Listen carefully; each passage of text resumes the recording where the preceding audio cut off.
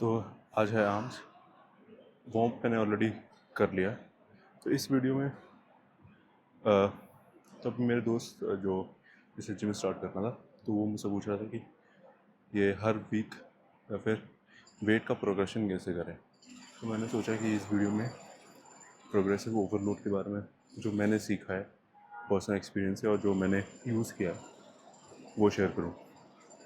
तो progressive overload like one of the best veg है muscle build करने के लिए। तो प्रोग्रेसिव ओवरलोड का मतलब है या तो आप वेट इंक्रीज कर रहे हैं जैसे जैसे आप प्रोग्रेस कर रहे हैं, या फिर आप रेप्स बढ़ा रहे हैं, थोड़े रेप्स ज़्यादा लगा रहे हैं प्रीवियसली। यानी बेसिकली प्रोग्रेसिव ओवरलोड का मतलब है आप धीरे धीरे अपने मसल्स पे ज़्यादा टेंशन पुट कर रहे हैं एज यू गेट स्ट्रॉन्गर और वीकली। तो अब होता क्या है कि तो अब क्वेश्चन आता है कि हम कितना इंक्रीज़ करें। तो अगर आप बिगिनर हैं तो आप बहुत ही जल्दी फास्ट प्रोग्रेस करते हैं।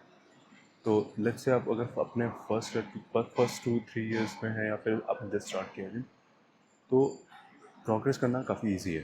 तो लेट्स से हम चेस्ट की बात करते हैं कि प्रोग्रेसिव ओवरलोड चेस्ट में कैसे करें। जैसे चेस्ट में, तो चेस्ट में अगर आप जस्ट बिगिनर होंगे तो आप कहाँ से स्टार्ट करेंगे? आप स्टार्ट करेंगे बारबेल से। तो बारबेल से आपने इस हफ्ते लेट्स से 15 लगाया, 10 लगाया। और 15 अगर ईजिली लग रहा है तो आपने क्या किया, 2.5 किलो की एक प्लेट लगा दी, ठीक है। फिर आपने 12 लगाए, उससे भी लग गए 10 रैप। फिर आपने 2.5 और लगा लिया, फिर उससे लगे 8 या 6। तो आप मैं कहूँगा वहीं रुक जाएँ कि अगर 6 के नीचे ना आए वो ज़्यादा बेटर है, स्पेशली चेस्ट में अगर बिगिनर है तो आप वहीं रुक गए, अपने फिर सेम वेट से लगाया। फिर आप क्या करेंगे नेक्स्ट वीक चेस्ट में, मैं कहूँगा चेस्ट में सेम चीज़ रिपीट करेंगे। या तो आप क्या करेंगे कि आप फर्स्ट सेट 12 का लगाएं, सेकंड में थोड़ा सा बढ़ाने की कोशिश करें। तो होगा क्या कि आपने क्या किया है, आप हैवी वेट से थोड़ा ज़्यादा रैप लगा रहे हैं, तो वो भी प्रोग्रेसिव ओवरलोड है। या फिर आपने सेम रैप्स रखे आपने, लेकिन अगली बार जो लास्ट में, जैसे लास्ट वीक आपने 6 रैप लगाया था, इस बार आपने 7 लगाया, तो वो भी एक प्रोग्रेसिव ओवरलोड ही हुआ ना। आपने प्रोग्रेस ही करी ना लास्ट वीक से। फिर लेट से फिर आपने एक और वीक सेम चीज़ करी, फिर नेक्स्ट वीक आया, नेक्स्ट वीक आपने 2.5 किलो बढ़ा दिया और 2.5 से 6, तो अब तो आपने 7.5 से भी 6 रेप्स निकाल दिए। तो ये होता है प्रोग्रेसिव ओवरलोड। तो अगर चेस्ट आए या फिर कोई बड़ी मसल हो तो मैं कहूँगा कि हर 2 वीक में 2.5 किलो बढ़ा सकते। लेग्स में थोड़ा ज़्यादा बढ़ा सकते हैं। तो लेग्स में लेट से आज आज मैंने 10-10 प्लेट से दोनों तरफ लगा के 10-8-6 करा। अगले वीक मैंने सेम चीज़ 2.5-2.5 किलो बढ़ा के करी। मैंने पहला सेट किया 10 से, फिर मैंने 12.5 से किया, फिर मैंने 15 से किया अगर मैं फील कर रहा हूँ। तो आप पहले रेप रेंज डिसाइड करते हैं किस रेप रेंज में करना है।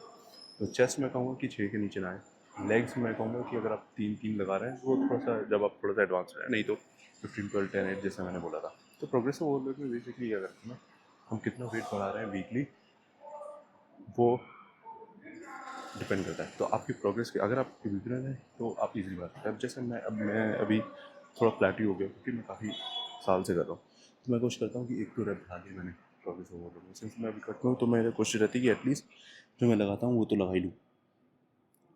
तो अब जैसे ये है, अब इससे मैंने लास्ट बार 12 लगाए थे, तो आज मैं सोच लूँगा 13 लगा लूँ अगर मैं कट पे नहीं हूँ, प्रोग्रेस कर रहा हूँ तो यही है प्रोग्रेसिव लोड। धीरे धीरे और बताऊँगा कि कैसे कर सकते हैं दूसरी एक्सरसाइजेस में। तो अभी सबसे पहले बाइसेप करते हैं, बाइसेप ट्राइसेप फिर शोल्डर। बाइसेप इससे स्टार्ट करूँगा, 2 सेट करते हैं। वो मैंने ऑलरेडी इससे कर लिया।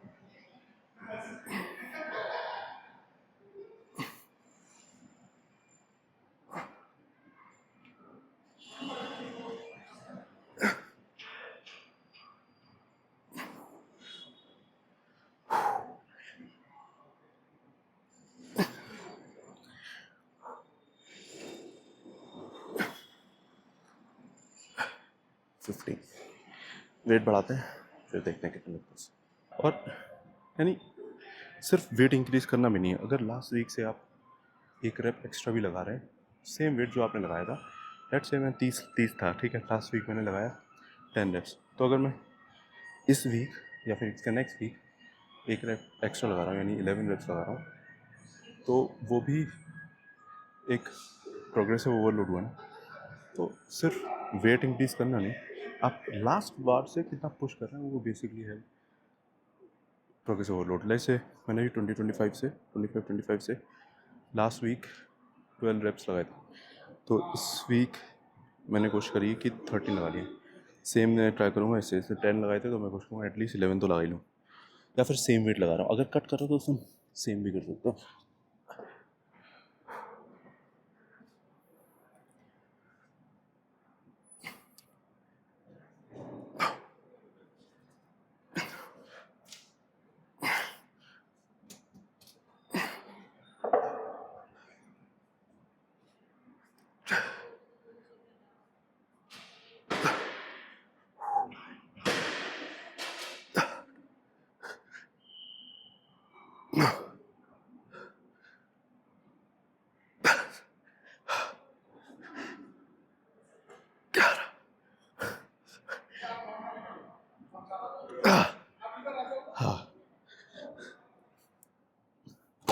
मैं चाहता तो वेट इंक्रीज़ करके भी कर सकता, लेकिन वेट इस बार पर यहाँ पे है नहीं, तो मैंने रैप इंक्रीज़ कर दी।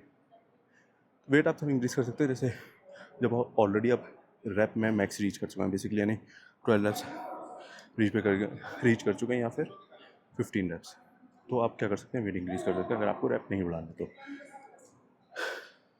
यूजुअली तो वैसे मैं बेसिन कर्ल करता हूँ, पर आज मैं सोच रहा हूँ डंबल से ही कर लेता हूँ। लाइट वेट स्क्वीजिंग करूँगा आज, बस मैंने वेट कम कर लिया। यूजुअली 15 से स्टार्ट करता हूँ मैं, पर आज 12:30 करा। तो स्क्वीजिंग सेट और रेप्स रखूँगा 10 एटलीस्ट। तो इसमें बेसिकली क्या है, तो ऊपर लेके आ रहे हैं, तो पूरा ऐसे करें, फिर पूरा नीचे।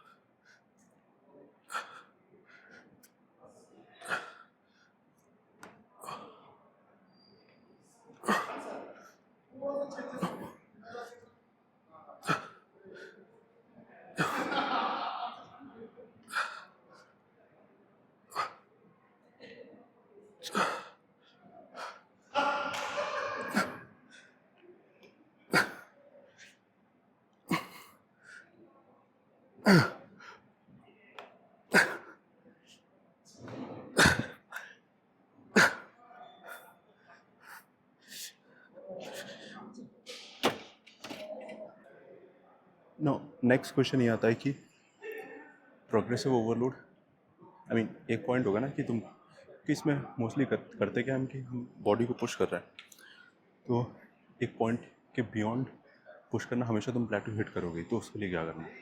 तो जब मैंने, मेरे साथ क्या हुआ था, जैसे मैंने फर्स्ट ईयर जब लिफ्टिंग करी, तो मैं कोई कैफीन नहीं ले रहा था, कोई प्री वर्कआउट नहीं ले रहा, कुछ नहीं ले रहा था। तो मैंने एक प्लेटो हिट करा, प्रोग्रेसिव ओवरलोड करता रहा, प्लेटो हिट करा। तो फिर मैंने क्या किया, कैफीन लेना स्टार्ट कर दिया, कॉफ़ी पीना स्टार्ट कर दिया वर्कआउट से पहले। तो उससे मुझे थोड़ा कुछ पुश मारा, तो थोड़े समय तक वो मैंने किया, 1-1.5 साल, यानी 1.5 साल तक, यानी 6 महीने। फिर मैंने उससे कंटिन्यू करा, प्रोग्रेसिव ओवरलोड थोड़ा करा, फिर मैं प्लेटो हिट कर दिया। फिर मैंने थोड़ा सा इंप्रूवमेंट करना शुरू करा डाइट में, प्री वर्कआउट मील्स में। फिर मैं प्री वर्कआउट मील्स में क्या खाने लगा, ओट्स खाने लगा, केला खाने लगा, कॉफ़ी पीने लगा। तो उससे मुझे थोड़ा सा पुश मिलने लगा, क्योंकि भाई अगर तुम वर्कआउट मील अच्छी रखोगे तो एनर्जी रहेगी वर्कआउट में, तो तुम थोड़ा और पुश कर सकते हो। तो 2 साल के बाद फिर से प्लेटो हिट हुआ मान लो। फिर मैंने क्या किया, फिर मैंने क्रिएटिन लेना स्टार्ट कर दिया। तो अब क्रिएटिन ऑब्वियसली सबसे one of the best supplement है। तो वो उसने बहुत पुश किया मुझे और बियॉन्ड जाने के लिए। तो उससे भी मैंने काफ़ी वेट इंक्रीज़ किया, धीरे धीरे करते करते रहे, उससे 1 साल प्रोग्रेस ओवरलोड किया। फिर 3 साल की ट्रेनिंग के बाद मैंने 2023 लेट में प्री वर्कआउट लेना स्टार्ट कर दिया। फिर प्री वर्कआउट से ऑब्वियसली काफ़ी हेल्प मिलती है। फिर प्री वर्कआउट मैंने लेना स्टार्ट किया, स्मॉल डोजेस से स्टार्ट किया। फिर जैसे जैसे मैं प्रोग्रेस करता गया, फिर से मैं प्लेट्यूट किया, तो मैंने थोड़ा सा डोसेज बढ़ा ली। फिर 1 स्कूप 1.5 स्कूप तक गया। तो तो इस तरीके से प्रोग्रेस करता है अगर एज एन डाइट। और थोड़ा और मैं डाइट इंप्रूव करता गया, वे प्रोटीन फिर वर्कआउट से पहले खाने लगा। तो ये सारी चीज़ें यानी आपको करनी पड़ेंगी। अगर आपको किसी चीज़ के लिए कांस्टेंट एनर्जी चाहिए तो उसके पीछे सपोर्ट करने के लिए भी कुछ आपको फाउंडेशन चाहिए ना, वो आपका खाना रहेगा और आपकी विल पावर तो है ही ऑब्वियसली। तो इसलिए एक one of the key reasons to improve progressive overload is food or what you eat. तो हैमर करते हैं फर्स्ट सेट।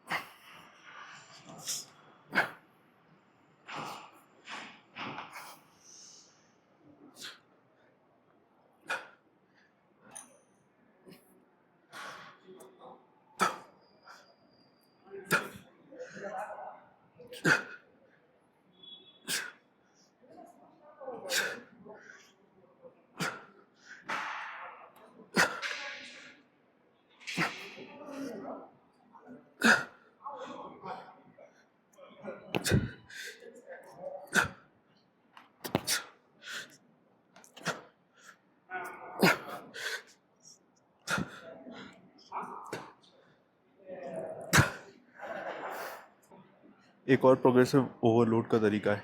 तो ये जो तरीका है ये मैं कहूँगा ये ब्रो साइंस नहीं, पर्सनल एक्सपीरियंस है। अब जैसे आप अगर दिन में वर्कआउट करते हैं, ठीक है, तो दिन में क्या होता है कि आप रात में खा के सोएंगे तो आपके पास कैलोरीज इतनी होंगी नहीं, क्योंकि काफ़ी लॉन्ग पीरियड ऑफ टाइम रहता है, आपके कैलोरीज जो भी आप खाते हैं वो ऑलरेडी डाइजेस्ट हो जाता है।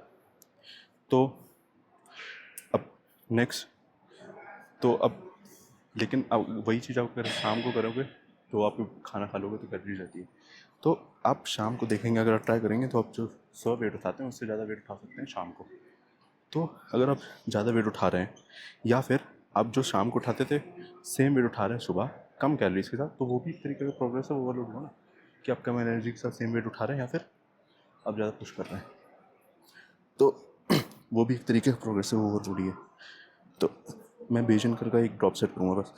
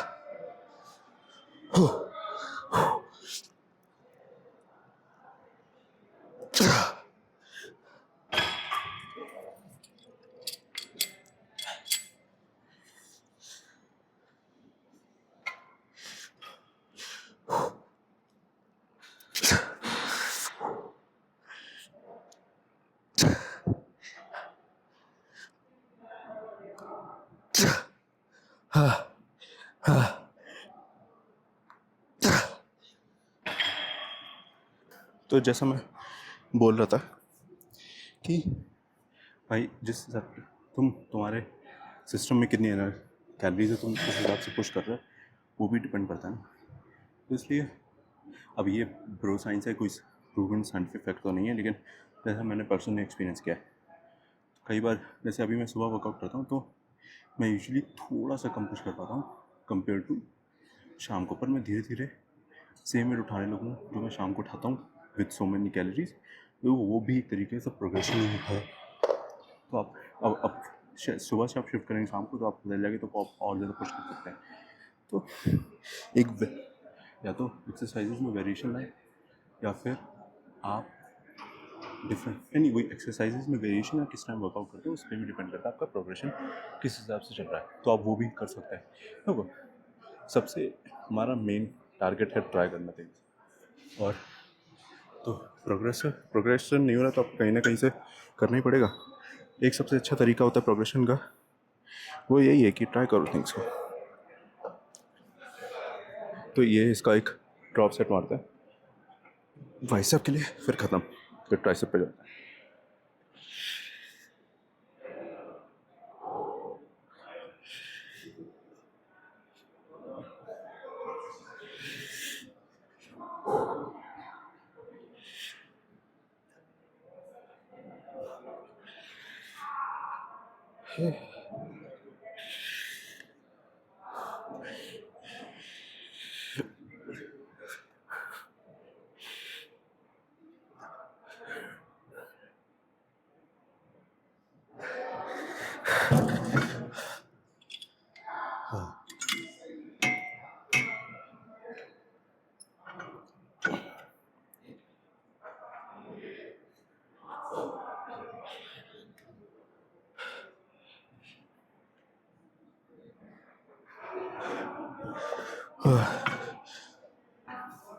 एक सबसे अच्छा तरीका जो है प्रोग्रेसिव ओवरलोड करने का, वो है वेट्स को ट्रैक करना, लिखना कहीं आपने लास्ट वीक क्या किया था, इस वीक आपको क्या करना है, या फिर नेक्स्ट वीक का आपका टारगेट क्या है। होता क्या है कि हम जिम आते हैं तो हम भूल जाते हैं हमने लास्ट वीक क्या किया था।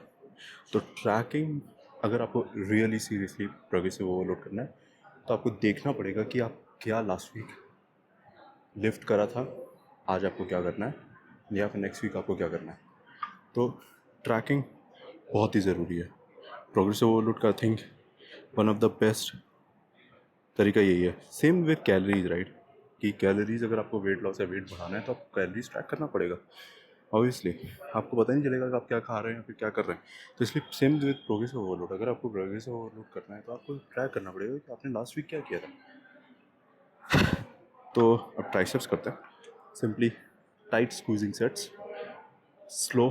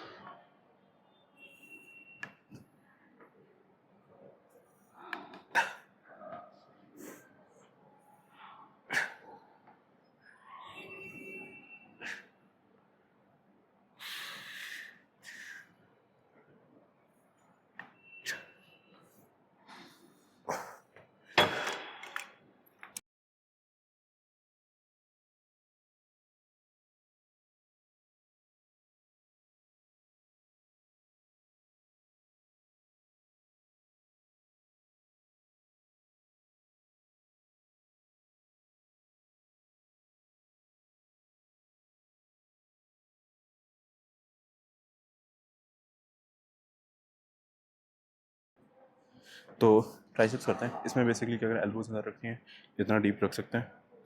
तो इसका सेट करते हैं।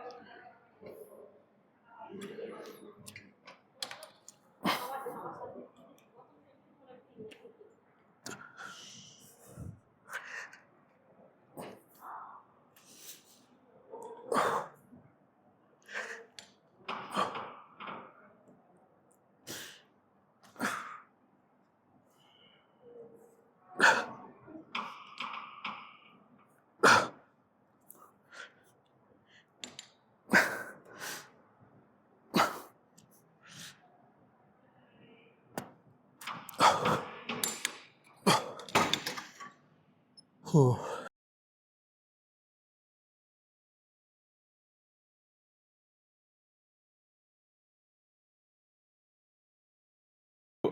मैं चीट कंसिडर करता हूँ क्योंकि हिप्स से थोड़ा हेल्प मिल जाती है और उसमें फॉर्म पे ज़्यादा ध्यान नहीं देता हूँ जिससे मैं हैवी लिफ्ट कर सकूँ। समटाइम्स खुद को ईगो सेटिस्फाई करने के लिए ठीक है चल जाता है, नहीं सेफली करें पर हाँ ठीक है मज़ा ही आता है। तो इसका एक सेट करते हैं।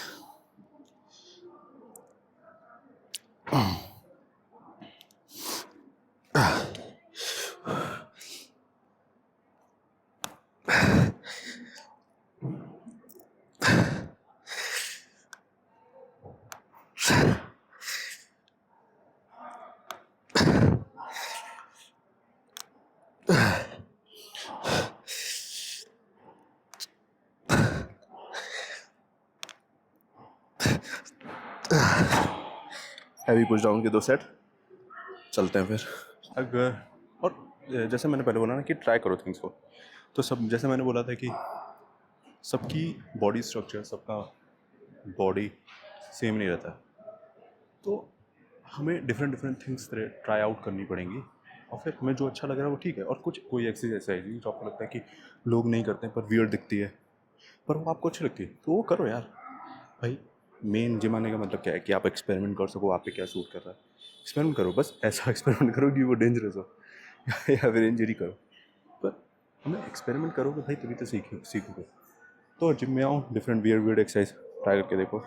कई सारी एक्सरसाइज हैं जो मुझे अच्छी लगी हैं जो कोई नहीं करता। एक तो जैसे ये सॉरी सेम्सोलेक्स से जो मैंने सीखी थी वो भी मुझे अच्छी लगी, मैंने देखा नहीं ज़्यादा लोगों को करते हुए, तो ठीक है अपने हिसाब से जो पसंद आ रहा है वो करो। पर जो देखो कुछ स्टैंडर्ड एक्सरसाइजेज ऑलरेडी हैं वो तो आपको कर रही हैं, ये मैं सब करनी है, उसके अलावा आप ट्राई आउट करो यार, मज़े करो जिम में। जिम में जब तक मज़े नहीं करोगे तो मन ही नहीं करेगा आने का। तो हैवी पुश डाउन का फर्स्ट सेट करते हैं, देखते हैं कितने लगते हैं।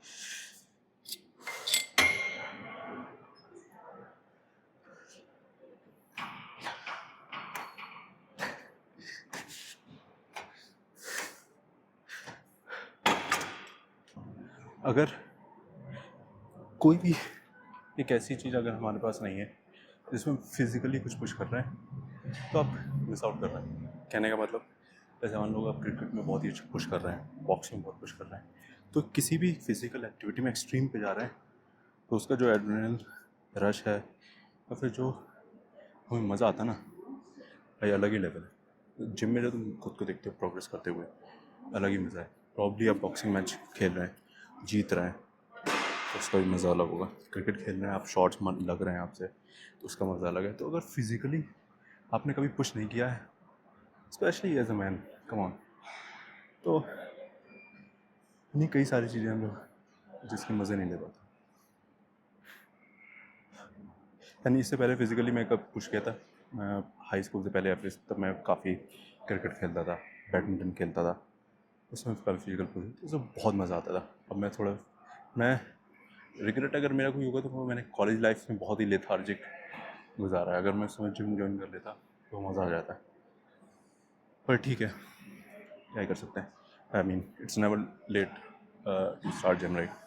तो अगर अब मैंने जैसे अभी प्रोग्रेसिव ओवरलोड की थ्रू आउट द वीडियो बात करी है, तो अगर आपने मेरा लास्ट वीडियो देखा होगा तो उसमें मैंने 30 से स्टार्ट किया था, आज मैं 32 से स्टार्ट कर रहा हूँ obviously. So this is what progressive overload is all about right. Last week जो लगाया है उससे आपको ज़्यादा ही लगा है, तो इसका हम फर्स्ट सेट लगाते हैं, देखते हैं।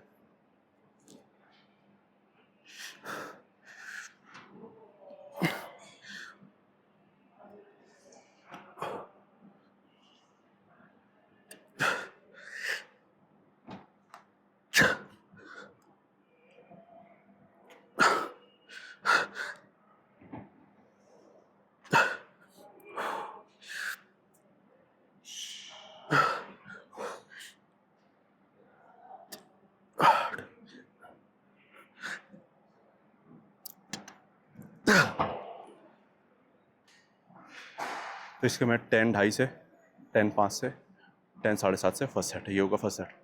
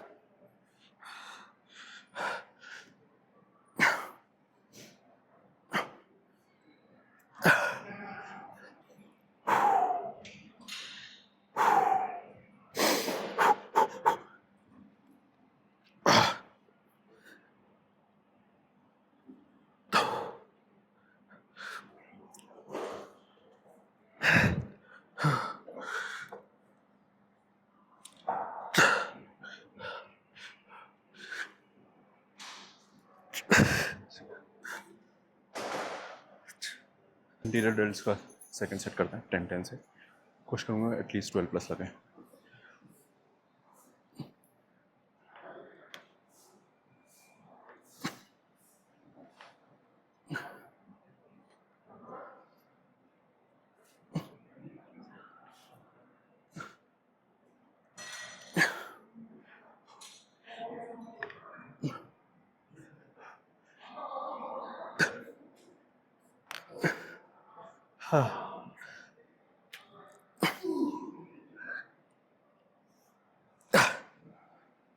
One of the great learning gym की ये भी है कि ऑब्वियसली कि पुश करना बहुत ज़रूरी है, कितना है, पर इक्वली इम्पोर्टेंट ये भी है कि आपको अपनी लिमिटेशंस पता हो। आपको पता होना चाहिए कि आप कहाँ पर आपको रुकना है, कहाँ पुश नहीं करना है। एग्ज़ाम्पल, अभी इससे पहले वाले सेट में मुझसे 6 ही लगे, तो मुझे लिमिटेशन पता चल गई कि मैंने थोड़ा जल्दी वेट बढ़ा लिया है, तो रुक जाए, इंजरी ना हो, तो मैं वेट को कम करता हूँ फिर करता हूँ। कुछ एक्सरसाइजेज हैं जिसमें ईगो का रखना बहुत ही डेंजरस हो सकता है। One of them is incline chest या शोल्डर। तो इसमें जब तक आपका शोल्डर कम्प्लीटली यूज ना हो जाए हैवी वेट के, कोई मतलब नहीं है वेट बढ़ाने का। ऑब्वियसली पुश करो, और इसमें पुश करना ईजी है। अगर यही चीज़ डंबल करो तो उसमें थोड़े से और भी डेंजरस हो जाता है, क्योंकि आपको स्टेबलाइजर थोड़े से काम करने पड़ेंगे। तो इसलिए आपको लिमिटेशंस अपनी पता होनी चाहिए, आपको कहाँ रुकना है, कहाँ पे पुश करना है।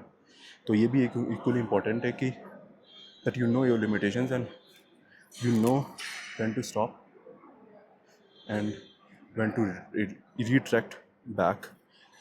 कोई प्रॉब्लम नहीं है थोड़ा सा पीछे, प्रोग्रेस में पीछे आके दोबारा स्टार्ट करना, रादर देन इतना पीछे चले जाना कि रिकवर करना ही मुश्किल होता है। तो मैंने 2.5 किलो स्किप कम कर लिए। इसका लास्ट सेट करते हैं और एंटीरियर डेल्ट्स को तो मैं सुपर सेट में कर ही रहा हूँ, उसका भी लास्ट सेट करते हैं, उसके बाद पम्प चेक करते हैं।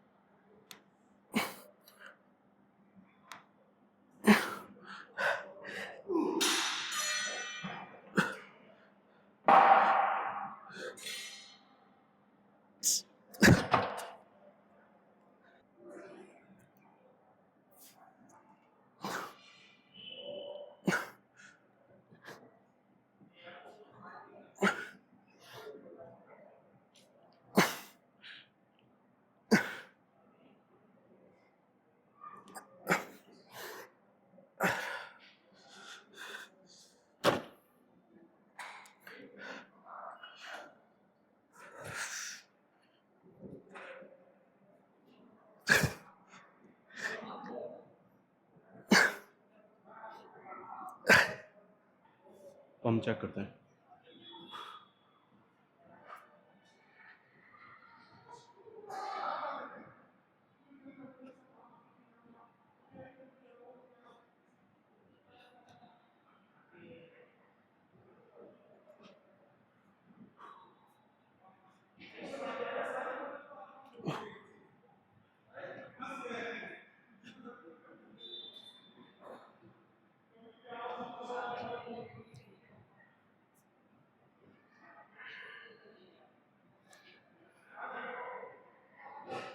ये जो कट देख रहे हैं, ये अच्छा लग रहा है ना? हाँ।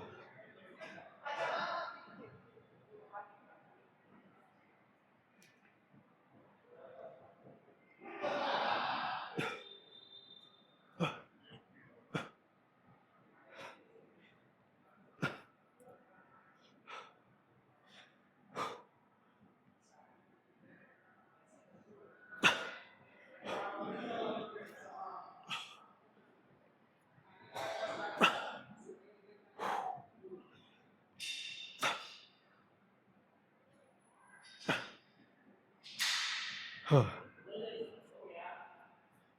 हाँ, कल लेग्स है।